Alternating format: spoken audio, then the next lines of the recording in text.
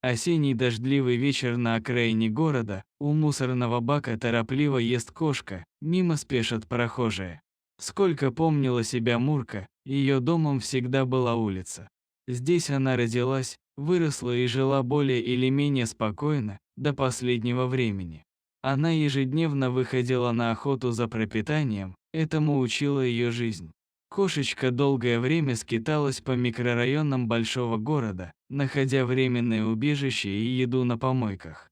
В оставшееся время ей хватало сил привести себя в порядок, чистый мех и выглядит отлично, и согревает в холод. Однажды она набрела на огромное пустое здание, давно забытый недострой стоит немного на отшибе. Животное не знает, почему его забросили, да и знать хочет, Мурка прошла вовнутрь. Осторожно исследовала территорию и обрадовалась, это то самое место, где она, наконец, останется надолго. Здесь тихо и сухо, сюда не долетают пронизывающий, ледяной ветер и холодный снег. Из картонных брошенных коробок получилось замечательное подобие домика, так прошло больше года. Кошка успокоилась и решила, что кошачьи боги услышали ее мольбы, и теперь так будет всегда. Она никогда не просила о многом, только укромный уголок и немного еды, о ласке или любви даже не мечтала. Но жизнь жестока. В одно прекрасное утро тишину нарушил страшный грохот техники. Выглянув из убежища, Мурка ужаснулась. Везде сновали люди, гремели бульдозеры и урчали машины, стройку расконсервировали, и теперь вовсю кипит работа. Спокойствию пришел конец. Вначале все было не так скверно, рабочие оказались вполне нормальными и адекватными людьми. Увидев кошку, не закричали и не стали ее обижать, они даже отдавали ей вкусные кусочки от своих обедов. Мурка подбирала предложенную еду осторожно, хватала и убегала, слишком хорошо она помнила, какими могут быть люди. Ее, совсем крошечным котенком, ласково подозвал к себе подросток на улице, она ничего плохого не ожидала. Подбежала, радостно трется о его ноги и мурлычет. Но вместо ласки котенка схватили и привязали на хвост консервную банку, ужас, паника, за спиной дикий хохот. Она еле избавилась от той банки, по наивности котенок еще надеялся, что таких, как злой парень, мало.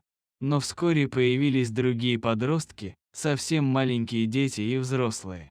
В лучшем случае ее просто прогоняли, крича и улюлюкая, а в худшем приходилось уносить лапы подальше и поскорее. После Мурка из соображений своей безопасности перестала людям доверять. Ей больше нравилось оставаться незаметной, пусть голодной и мерзнувшей, но от людей подальше. Вход в подвал, где была лежанка кошки, завалили мешками с цементом. Через пару дней растерянная Мурка, пытаясь прорваться в свое убежище, влезла в раствор и сильно запачкалась. Вокруг в воздухе все покрыто цементной пылью и дымом от техники, в свой картонный домик она все же попала. Только страх не покидает ни на минуту. На улицу она выходит теперь только глубокой ночью, когда стихает шум и уходят рабочие.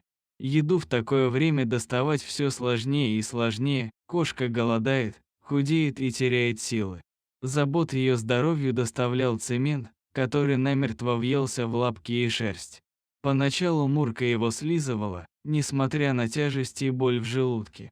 Цементная пыль создавала твердую корку, которую кошка не могла слезать, эта пыль всюду, от нее слезятся глаза.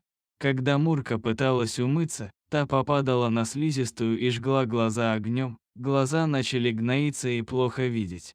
А со временем практически закрылись, однажды стало совсем темно и невыносимо больно, кошка попыталась выбраться наружу. Ее глаза просто не открылись, залеплены гнойной коркой, на улице солнечный день, а у кошки кромешная темнота. Именно в этот день приехали заказчики на открытие стройки, серьезные люди в торжественном окружении беседуют.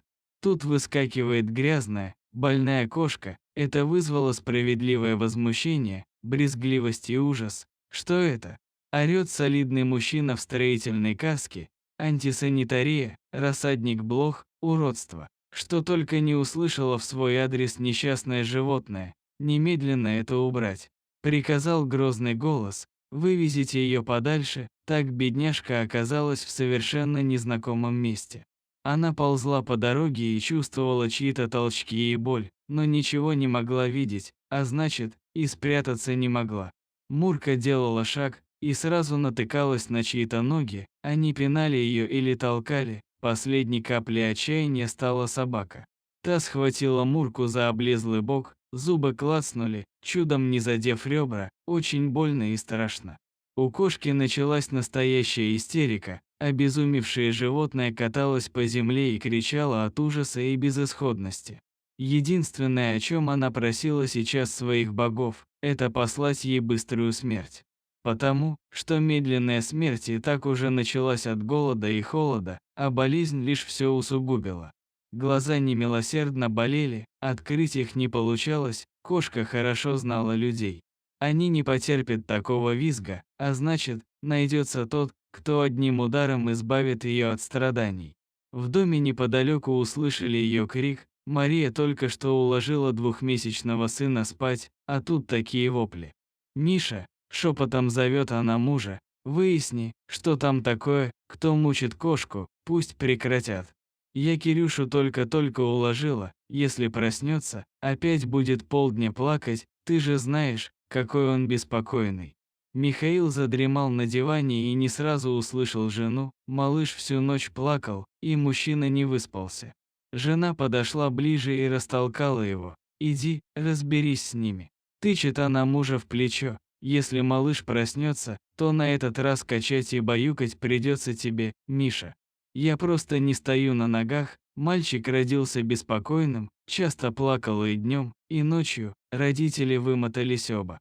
Им приходилось по очереди качать его на руках. Супруг зевнул и выглянул в окно. Кошка бесилась на дороге одна. Он вздохнул, окинул комнату взглядом и взял старенький плед. «Если кошка так кричит, — подумал он, — значит, может укусить или исцарапать, плед толстый, защитит от ее когтей». Он оделся и вышел во двор. Виновница шума выглядела совершенно безумно, каталась по мерзлой земле и истошно вопила. Михаил хмыкнул, подумав про себя: все женщины одинаковы, если что-то не так, все, истерику устроить могут только они. В том, что это не кот, а кошка, он не сомневался. Несчастное создание выглядело страшно. Грязное, худое тело со сбившейся в комки, непонятного цвета, шерстью, кошмарное зрелище. Кошка никак не отреагировала на его шаги. Мужчина спокойно набросил на нее плед, плотно обхватив, и понес со двора подальше. Мурка затихла. Новые странные ощущения: от плотной ткани пахнет домом и едой, а еще теплом. Она смирилась со своей участью и замерла в ожидании приговора. Эта тишина напрягла и остановила человека. Михаил приоткрыл уголок пледа и заглянул внутрь. На него силилась взглянуть воспаленными, практически закрытыми глазами кошка, вид жалкий и несчастный. Смотреть на ней и то страшно, облезлая, ребра обтянутые кожей, жутко грязная. Первое желание — просто отбросить подальше это чудовище. Ее сухой носик принюхивается, пытаясь разобраться в новых запахах.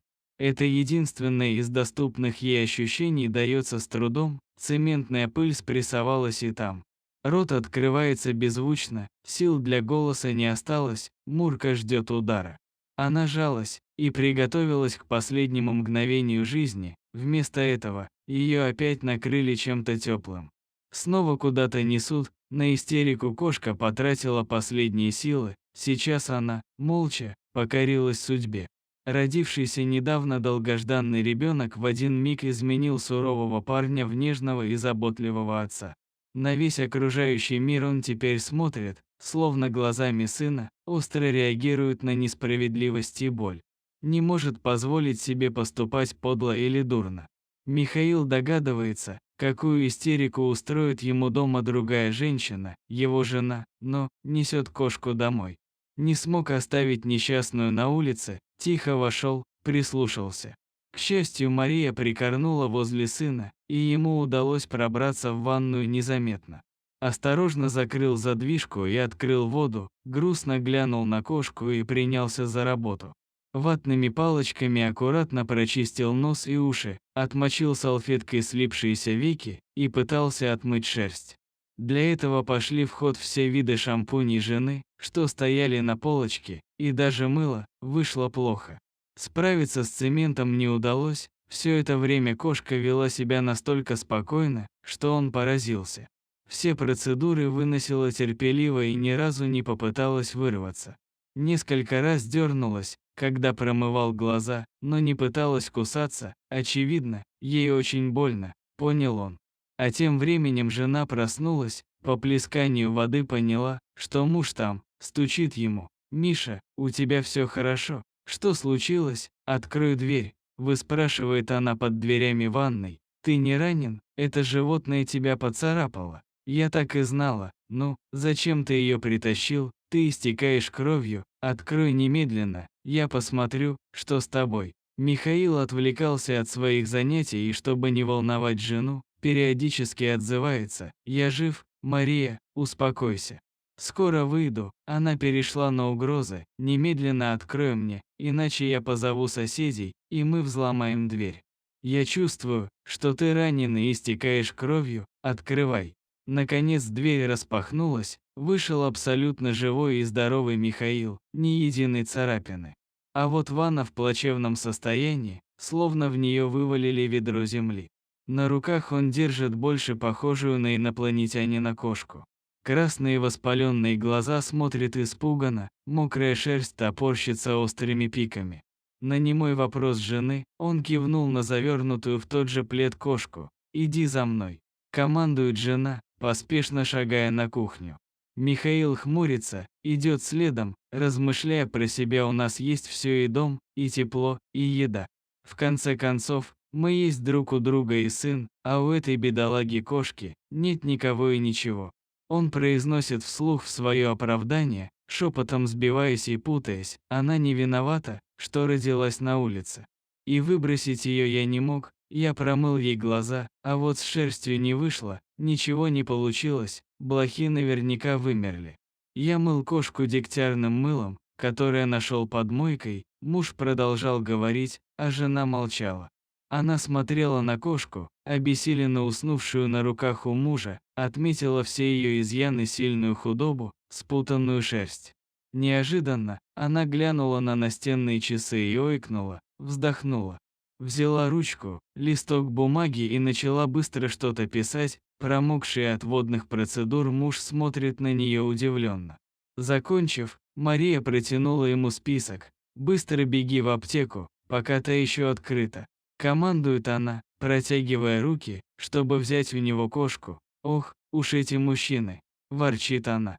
«Ни на что не способны, даже кошку искупать и отмыть, разве можно тереть ее мылом? Ужас». Резким движением забрала плед с кошкой и начала убаюкивать животное, как недавно баюкала сына. За ее спиной хлопнула дверь, муж ушел. Сквозь дрему Мурка слышит приятный женский голос, который тихо говорит: «Сейчас мы купим тебе специальный шампунь, капельки для глаз и расческу. Ты будешь красивая и здоровая. А еще молоко и корм, все наладится, все будет хорошо». Впервые в жизни кошки спокойно, она ощущает себя в полной безопасности, расслабилась. В ответ на заботу человеку тихо замурлыкала. Она поняла, как хорошо иметь дом, где кто-то о тебе заботится и переживает. Мурка еще не верила, что кошачьи боги услышали, и ее страданиям пришел конец, но на это очень надеялась. Мария гладит кошечку аккуратно, стараясь не затронуть больные места, думая лишь об одном: только бы никто не зашумел.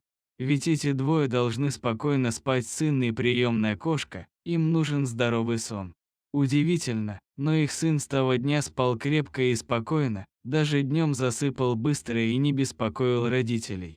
Что-то незаметно изменилось, жизнь налаживалась. Женщине даже в голову не пришло, что они с мужем впустили в свою жизнь эти счастливые перемены. Перемены пришли вместе со страшной, больной кошкой, собиравшейся умирать. Разве не чудо? Кстати, Мурка, как оказалось потом, просто красавица и необычайно умный и преданный друг. настоящий член их семьи на долгие-долгие годы.